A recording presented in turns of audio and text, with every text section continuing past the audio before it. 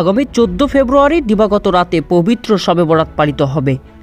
দেশের আকাশে বৃহস্পতিবার 1446 হিজরি সনের শাবান মাসের চাঁদ দেখা যায়নি, ফলে আগামী শনিবার থেকে শাবান মাস গণনা করা হবে।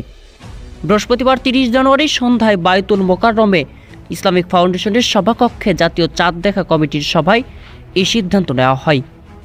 সভায় সভাপতিত্ব করেন জাতীয় চাঁদ দেখা কমিটির সভাপতি ও ধর্ম বিষয়ক উপদেষ্টা ডক্টর আফম খালিদ হোসেন।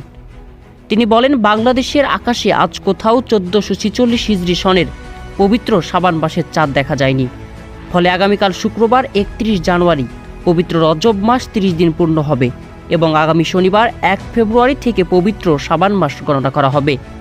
এর পরিপ্রেক্ষিতে আগামী 14 ফেব্রুয়ারি দিবাগত রাতে পবিত্র শবে বরাত পালিত হবে। Desk report, Syed Mahmud Shaon, Rajshahi Tribune 24।